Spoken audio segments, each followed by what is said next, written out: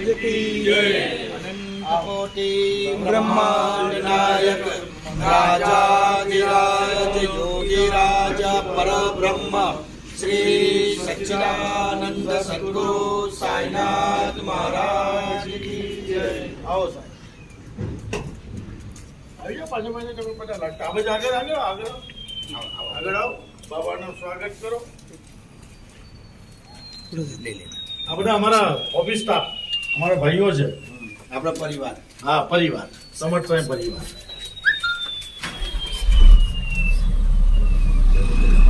गुरुदेव आगे जाओ।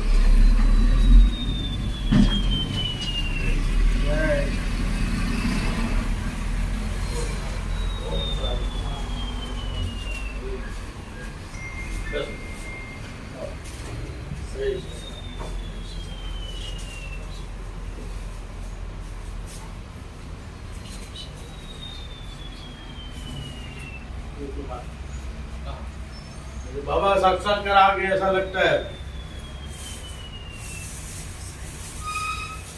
नहीं तो पहली बार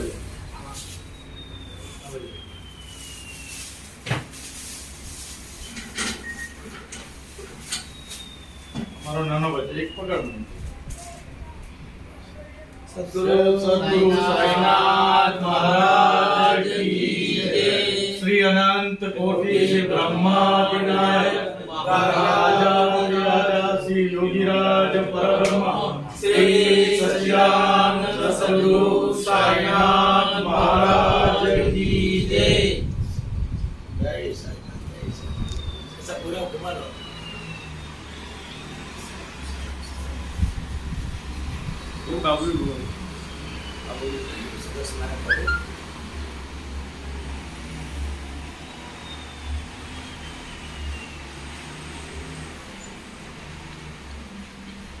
भगवान ऐसे को विष्णु स्वरूप में लाके भेजते हैं और विष्णु सबका पालन करने वाले होते हैं। तो समझो जी कहाँ लगता है? G for God, G for God, G for God. तो जी कहाँ लगता है? माता जी, पिताजी, दादाजी, गुरुजी, सेठ जी, मगर नेताजी नहीं लगता है। नेताजी के पीछे जी नहीं लगता है। ये रोजी रोटी देने वाला है और वो गुरु आपको जन्म देता है दोबारा, दूसरा जन्म। पहला जन्म माँ बाप देता है, दूसरा जन्म गुरु देता है जो अपने को मार्गदर्शक बनाता है, बोध देता है कि बेटा ऐसा नहीं ऐसा ऐसा ऐसा करें। और माँ बाप के पास हमें संस्कार मिलता है और संस्कार और उस रास्ते पे बताए गए रास्ते पे चलने के लिए हमें स्वयं को तीसरा जन्म माने हमको स्वयं को प्रकट जन्म लेना पड़ेगा, तभी हम उस चीज को सार्थक कर सकेंगे, अदरवाइज पॉसिबल नहीं है। जी आपने ये पूरा सुंदर सा ये माहौल बनाया धंधा का, साईं का स्थान है। तापी नदी और समुद्र का मिलन, अखंड ब्रह्मांड में सबसे श्रेष्ठ और पवित्र नदी कौन सी है? बोलो बोलो। गंगा। देखो ये मेरा बेटा गंगा बोलते हैं, नहीं तापी, हाँ सूर्यपुत्री तापी मां। तो क्यों क्यों तापी माताનું સ્મરણ तापी, કરાવી। हाँ तापी स्मरणे कहते तापी स्मरणे नर्मदा तपे। नर्मदा किनारे पे तप करना। आज मेरे जैसा नर्मदा किनारे के संत आपके समक्ष आ गए और नर्मदा का दर्शन करने का महत्व नहीं है, नर्मदा में स्नान करने का महत्व नहीं है, मगर नर्मदा किनारे पे जो सीधे साधे साकी सब और हमारे जैसे संत है जो बैठ के सेवा जगत को परमात्मा मान के जो सेवा करते हैं, भिक्षा बाबा का जो नेटवर्क है, ऐसा भिक्षा पे मेरा वहाँ आश्रम चलता है। तो ऐसे संतों का दर्शन करने का महत्व है नर्मदा में। तापी स्मरणे अखंड ब्रह्मांड में आप कहीं भी हो बैठ जाओ, तापी का स्मरण मात्र कर लो। सूर्यपुत्री है, उसका स्मरण करने मात्र से कर लिया। तापी स्मरणे नर्मदा तपे गंगा स्नानम यमुना पानम। यमुना पान।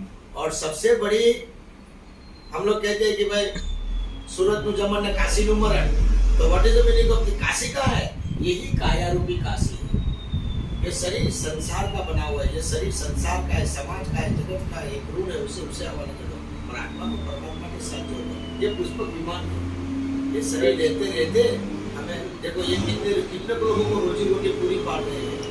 बाबा ही कर रहे, हम लोग कुछ भी नहीं। ये आपका बड़प्पन है। करने वाला बाबा है, कराने वाला बाबा है और सोच देने वाला भी बाबा ही। आपको निमित्त इसलिए हमारी कंपनी का नाम भी श्री समर्थ साईं ट्रांसपोर्ट। बहुत बढ़िया। Logistic private limited. अभी आप अपनी इस जगह पे विराजमान हो जाओ। और आप ये सब मेरे आपका सम्मान करेंगे बाबा का, सब आशीर्वाद देंगे, सब मेरे भाइयों का आशीर्वाद देंगे। हेलो राम ये बचेगा ही।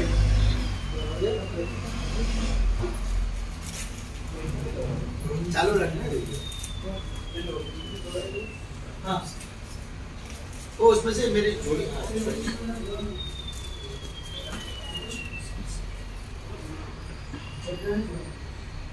महेश भाई इधर आ जाओ। ये बाबा की छड़ी है, ये बाबा की समाधि, बाबा की द्वारकामाई, बाबा जिस पत्थर पर बैठते थे हाँ। वहां पर ये सब टच होके आई है।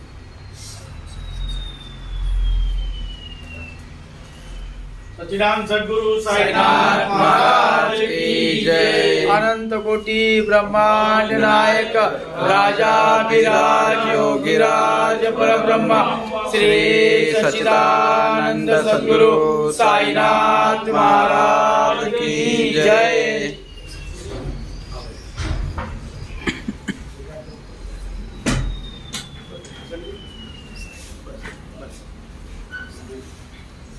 ये बड़ा ग्रुप फोटो एक ले लो बाबा हाथ में। आप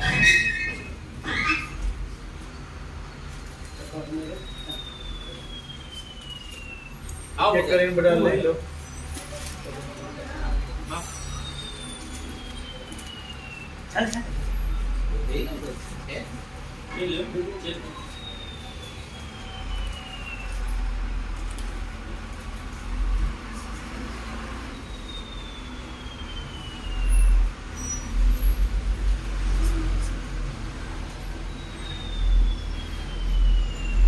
करने वाला साईं और कराने वाला भी साईं। ત્યાગી રહી ભાવના જેસી પ્રભુ મુહૂર્ત देखी थी तैसी। भगवान આપણને નિમિત્ત બનાવ્યા છે, ઈશ્વર કૃપા है।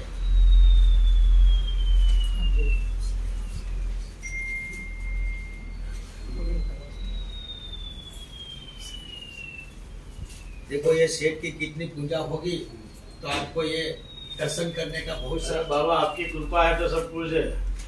एक हम तो थोड़ा बाबा सा का रूप में ही आपको देख रहे हैं। एक थोड़ा सा सत्संग सुन लो हाँ सुनेंगे ना। कि एक बहुत बड़ा सेठ थे, एक बहुत बड़ा सेठ सेठ था। अब वो सेठ दिन प्रतिदिन इतनी वृद्धि करता है, इतनी वृद्धि करता है, धन संपत्ति से लेके अपने जितने भी स्टाफ है उसे बहुत प्रेम माने अपना दिल का टुकड़ा समझते थे। और ऐसा करते करते करते उसका एम्पायर बहुत बड़ा बड़ा बड़ा बड़ा इतना बड़ा होने लगा कि जिसकी कोई लिमिटेशन नहीं, और दुनिया भर का धन राशि सब कुछ। अब उसकी जो पत्नी थी उसने सोचा मैं कुछ सेवा का कर्म करना शुरू करूं, तो उसने छोटी सी लोगों को, गरीब को खिलाना शुरू किया। धीरे धीरे उसके अंदर में भावना बढ़ी तो थोड़े और लोगों को खिलाना शुरू किया। तो सेठ के पास जो पैसा मांगती थी वो सेठ उसको कुछ पूछता नहीं था कि तुम इस पैसे का क्या कर रही हो, मगर जब भी उसे धन की आवश्यकता होती, मुझे गरीबों को खिलाना है, मुझे इतना भंडारा कराना है, सेठ दे देता, मुझे मंदिर बनाना है, सेठ दे देता, मुझे कथा करानी है, सेठ दे देता। ऐसा करते करते पब्लिक इकट्ठी होने लगी।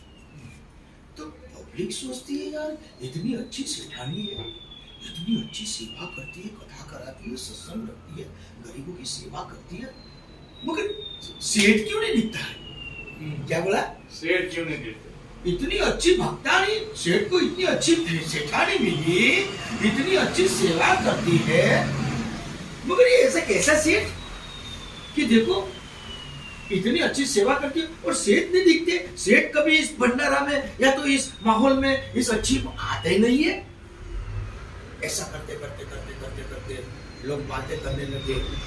सेठानी बहुत बड़ी बड़ी इमारतें बनाने लगे गरीबों के लिए, लोग उसकी प्रशंसा करने लगे सेठानी की, मगर सेठ को कोई याद करे नहीं, क्योंकि सेठ सामने आया ही नहीं। सेठ जो सेठानी को मांगती वो देती नहीं।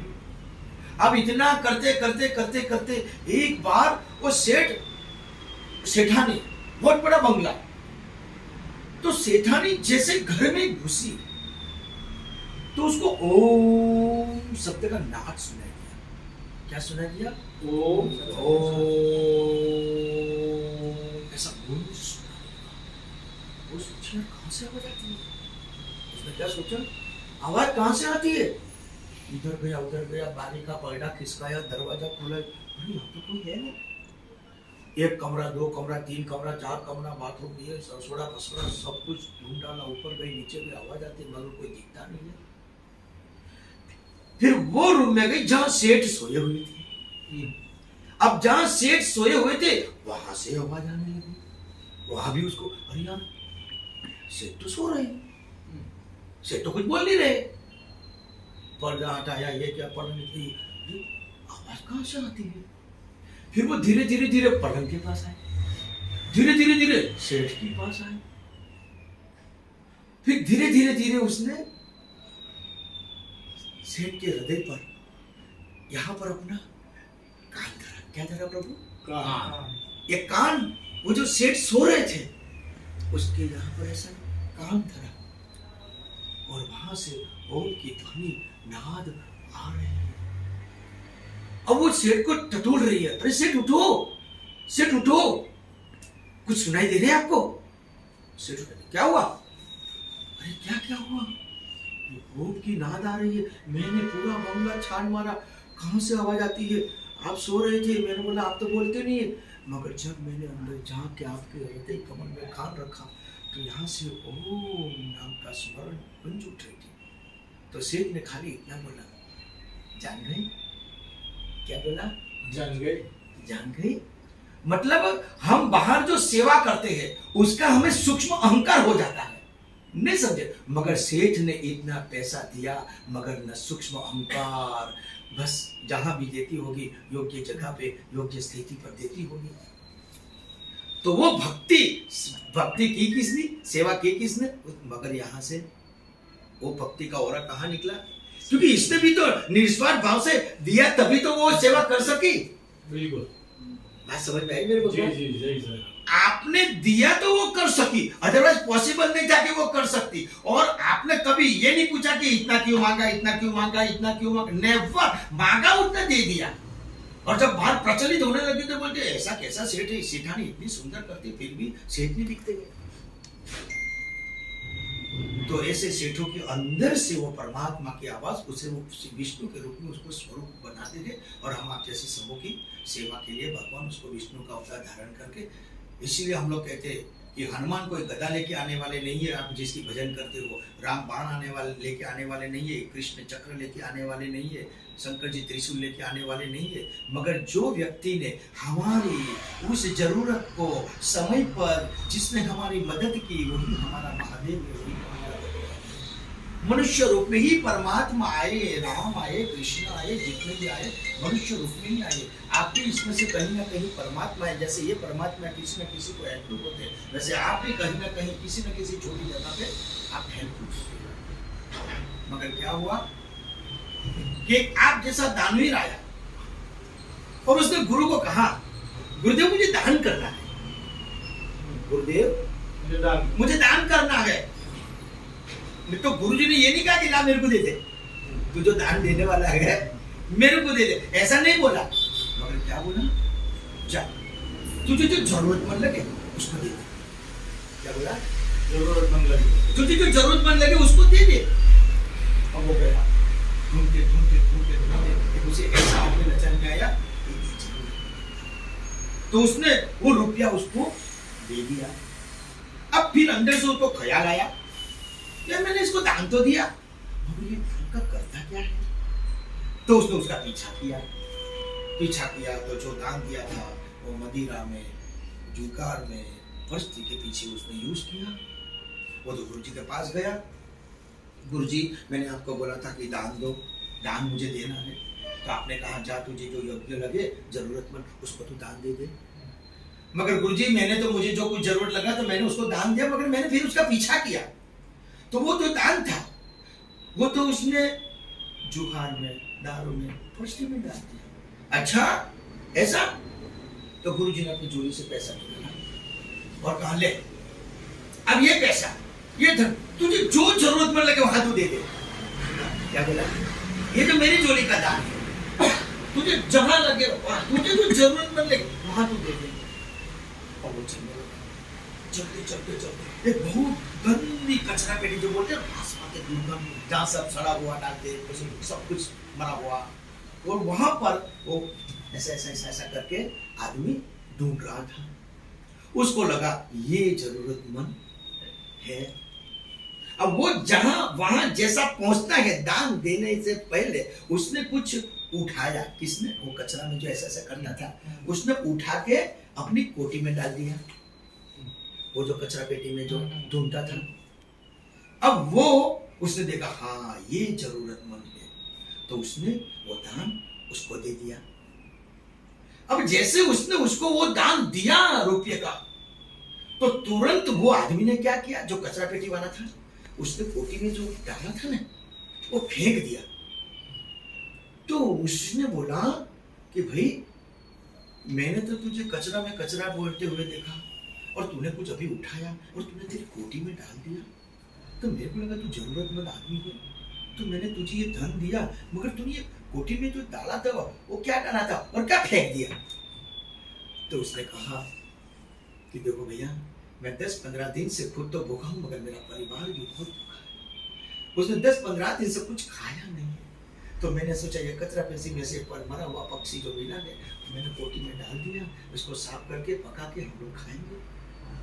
मगर अभी आपने मुझे ये धनराशि दी है तो मैं ये क्यों पाप करूं, मैं ये इसको फेंक दिया मैंने, और अभी इस रुपये से इस धन से मैं मेरे घर पे जाऊंगा, अनाज खरीदूंगा, तेल चावल मसाला खरीदूंगा और फिर मेरे परिवार के साथ अपनी भावना कैसी है उसके ऊपर सब डिपेंड करता है। एक बहुत बड़ा सेठ, आखिरी सत्संग तो होता रहता है, एक सेठ था गाड़ी लेके निकला। देखो संत क्या आशीर्वाद देते, ये पॉइंट ऑफ व्यू, ताकि आप लोग जो जाने वो। बहुत बड़ा सेठ गाड़ी में जा रहे थे तो बहुत बड़ा वटवृक्ष देखा और वहां बहुत बुजुर्ग संत ऐसे थुथवाते हुए पड़े रहते थे।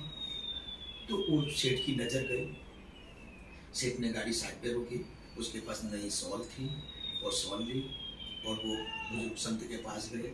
उसने देखा यार उसको ठंडी में कटवा रहा है, पहले उसने अपनी दक्षिणा रखी उधर, फिर उसने उसको वो शॉल उड़ाई। तो जैसे उसके ऊपर शॉल डाली तो संत को लगा मेरे पर किसी ने कुछ डाला, तो उसने क्या बोला, ऐसा ही हो।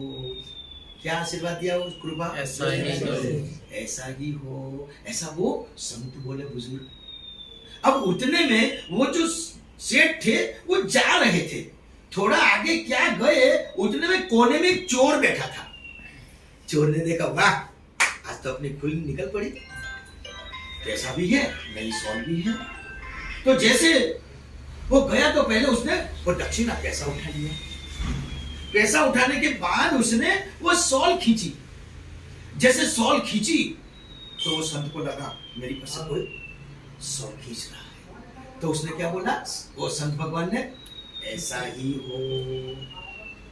अब वो सेठ दौड़ के आया, अरे गुरुवर, अरे प्रभु संत भगवान ये आप क्या कर रहे हो, मैंने आपको ठंडी में डुबवाते हुए आप संत बुजुर्ग मूर्ति हो, मैंने दक्षिणा दिया और मैंने आपको साल उड़ाया और आपने कहा ऐसा ही हो। मगर प्रभु ये तो चोर है जो आपका रुपया भी उठा लेके जा रहा है और शॉल भी लेके जा रहा है, और फिर भी आपने उसको ऐसा ही आशीर्वाद दिया, ऐसा ही हो। ये मुझे कुछ समझ में नहीं आया। संत भगवान ने बोला बेटा तेरी समझ में नहीं आएगा, नहीं मेरे को प्रभु समझाओ। तो कहते बेटा तू आया था, तूने मुझे दक्षिणा दिया, तूने मुझे साल उड़ाई, तेरी भाव था, तेरी भावना थी सेवा करने की, तो मैंने बोला ऐसा ही हो, तू सेवा ही किया कर। और ये आया था चोरी की भावना से, तू ऐसा ही हो, तू चोरी ही किया कर। मानिए आप किसी मंदिर में किसी संतों के बाद आप भीतर से क्या लेके आते, हम लोग कुछ नहीं बोलते हैं, ऐसा ही। श्यावर रामचंद्र की जय। अवधूत चिंतन श्री गुरुदेव दत्त। अनंत कोटि ब्रह्मांड नायक राजाधिराज योगीराज परब्रह्म श्री सच्चिदानंद सद्गुरु साईनाथ महाराज की जय। ओम साईं राम, ओम साईं राम। साईनाथ साईनाथ जय साईनाथ। बोलो साईनाथ साईनाथ जय साईनाथ। साईनाथ साईनाथ जय साईनाथ। साईनाथ साईनाथ जय साईनाथ। साईनाथ साईनाथ जय साईनाथ। साईनाथ साईनाथ जय साईनाथ। साईनाथ साईनाथ जय साईनाथ। अब इसको भी जरा ले लेना कि हम लोग साईं बाबा को मानते हैं, मगर साईं बाबा कोई संप्रदाय नहीं है, न साईं बाबा का कोई संप्रदाय है। बीच में शंकराचार्य ने बहुत कुछ उल्टा पुल्टा बोल के, जैसे तो कहते हैं ना, अच्छों को बुरा साबित करना दुनिया की पुरानी आदत है। मेरा भी आश्रम को बहुत साल हो गया, अभी कुछ ट्रेनिंग कब्जी का भी कुछ बना नहीं है, मगर बीच सब आश्रम चलता है ईश्वर की कृपा से। और जैसे साईं बाबा का सीढ़ी काम था, गाली देते थे, जैसे हमारा भी गाँव ऐसा ही है। हमारे तो मैं तो खुद की जगह है, बैठा हूँ कहने जगह है। तो साईं बाबा का अर्थ क्या है, शिरडी का अर्थ क्या है, अहमदनगर का अर्थ क्या है, और महाराष्ट्र का अर्थ क्या है। जब ये शंकराचार्य ने बहुत हुल्ला गुल्ला किया, तो मैं साल में 5 बार उठा करके शिरडी जाता हूँ 44 से। वहाँ के चेयरमैन से लेके वहाँ के ट्रस्टी मेरी ऐसी बहुत इज्जत करते, मगर मैं कभी सामने से मैं आया हूँ कभी नहीं। तो सब मीडिया वाले मेरे आजू बाजू आ गए कि बाबा ये क्या हो रहा है, ये बाबा के बारे में ऐसा ऐसा बोलते हैं। तो मैंने 4 शब्दों में शास्त्रार्थ कर दिया। अब दिल में इसको जगह बना के रख लेना। आप किसी गलत देव देवता या भगवान को नहीं पूछते, मगर इस शास्त्रार्थ को समझ लेना। फिर शिरडी वाले ने मुझे कहा, बाबा ये तो साईं चरित्र में भी नहीं लिखा है। मैंने बोला ये साईं चरित्र में नहीं, साईं बाबा ने साईं चरित्र लिखी नहीं है। बाबा ने अपनी हाथ से कोई कलम नहीं लिखी है, वो तो उनके जो परमात्मा के भक्त थे, उन्होंने अपनी भावनाओं से इसको साईं चरित्र को प्रकट किया। तो हमारा जो प्रैक्टिकली नॉलेज है, समझो कि यहाँ बाबा के स्वरूप में ही बाबा आके बैठ गए, तो कहते मैं तो मेरा अधूरा कार्य पूरा करना है, कि उल्टा चलता हूँ। तो what is the meaning of the Sai Baba? ये प्रमोद सेठी है, डुग्गल है, सब मेरे सत्संग को आगे आगे बढ़ाते रहते थे। यही शब्द का 4 शब्द का मैंने जब उच्चारण किया, मेरे को माइक दे देते थे। तो पहला साईं बाबा, साईं बाबा का अर्थ क्या है? सामान्य, आप लोग समझोगे कि महाराष्ट्र में आया हुआ कोई अहमदनगर जिला, वहाँ कोई छोटा सा गांव शिरडी, और वहाँ कोई आया साधु संत फकीर, नहीं। तो साईं बाबा का अर्थ क्या है? सा माने साक्षात, ई माने ईश्वर, बाबा माने पिता। साक्षात ईश्वर ही हम आप सबके पिता है। सा माने साक्षात, ई माने ईश्वर, सा माने साक्षात, ई माने अल्लाह, साई माने सिख, साई माने सीयू, साई माने आई, साई माने माय, साई माने स्वयं, वी आर ऑल्सो, हम आप सब साई हैं। शिरडी, शिरडी का अर्थ क्या है? तो आप समझोगे कि महाराष्ट्र में आया हुआ कोई अहमदनगर जिला, और उसमें कोई छोटा सा गांव शिरडी, नहीं। ये क्या है? सिर, इसके ऊपर कुछ है? कुछ नहीं है। ये क्या है? पग के नीचे एड़ी, इसके नीचे कुछ है? कुछ नहीं है। सिर एड़ी, सिर एड़ी, शिरडी शिरडी शिरडी शिरडी शिरडी, यही मिनी शिरडी तीर्थधाम है। हमारे आश्रम का नाम भी हमने मिनी शिरडी, यही मिनी शिरडी। इसमें स्वयं साईं साक्षात ईश्वर हम आप सबके भीतर में विराजमान है, यही शिरडी है। शिरडी शिरडी शिरडी शिरडी। और अहमदनगर, तो आप क्या समझोगे कि भाई महाराष्ट्र में आया होगा अहमदनगर जिला? नहीं। जैसे कहते हैं कि काया रूपी काशी यही है। तो अहम और मद से भरा हुआ ये नगर है। अहम माने मैंने किया, मैंने होता तो ये अहम है। और मद, मद का मतलब क्या है? मेरी इतनी गाड़ी, मेरे इतने महल, मेरे इतनी प्रॉपर्टी, मेरे इतने, तो ये अहम और मद से भरा हुआ ये नगर है। मगर इसमें से निकल जाने के लिए मन पवित्र दर्शन कर, धन पवित्र कर दान, मन पवित्र तब होत है जब उदर हो उर्ज्ञान। तो फिर कहा महाराष्ट्र। तो महाराष्ट्र का मतलब क्या है? बड़े भाग्य मानुष तन पावा, सुर दुर्लभ सत्य ग्रंथ ने गावा। ये मनुष्य तन को पाने के लिए देवता लोग भी तरस रहे। ये पुष्पक विमान है। बहुत लोग कहते हैं झूठी है काया, झूठी है माया, झूठा है दुनिया का खेल। अरे वाह, क्या ये झूठा है? भगवान ने झूठा बनाया है सारी दुनिया को? नहीं। हमारा छोटा सा सत्संग में कहते हैं कि चिंता छोड़ो और पूर्ण का चिंतन करो। समय बलवान है नहीं मानो बलवान, समय से पहले और भाग्य से ज्यादा न किसी को मिला है न किसी को मिलेगा। जो समय के आगे चलता है समय उसको पछाड़ देगा, जो समय के पीछे चलता है समय उसको पीछे छोड़ देगा, और जो समय के साथ चलता है समय उसको संवार देगा, समय उसको संभाल देगा। न भूत न भविष्यति, जिसने अपने वर्तमान को सुधार दिया उसका भविष्य तो अपने आप ही सुधर जाएगा। जो आपके भाग्य में नहीं है उसे दुनिया की कोई भी शक्ति ताकत आपको दिलाने में सक्षम नहीं है, आपका देहधारी गुरु भी नहीं। और जो आपके भाग्य में है उसे दुनिया की कोई भी शक्ति ताकत आपसे छीनने में सक्षम नहीं है। असंभव को भी संभव करने वाला एक पूर्ण परमेश्वर परमात्मा ही है। अतः निस्वार्थ सत्कर्म ही काम देने हुए और पुण्य के प्रति आत्मसमर्पण की प्रार्थना ही पारसमणि है। मांगो कुछ मत कहो, कुछ मत बोलो, कुछ मत सोचो, he is know very well. उसको सब पता है कि किस समय पे मुझे क्या देना है। कीड़ी को कण, चकली को चढ़, हाथी को मन। मगर एक होता है पुरुषार्थ और एक होता है प्रारब्ध। आप जैसा पुरुषार्थ करोगे, कर्म, पुरुषार्थ माने कर्म, जैसी मेहनत करोगे, जैसी परिश्रम करोगे, वैसा आपका प्रारब्ध बनेगा। प्रारब्ध मानी नसीब, किस्मत, भाग्य। तो इसलिए बाबा ने 2 मंत्र, महामंत्र दिए, श्रद्धा और सबूरी।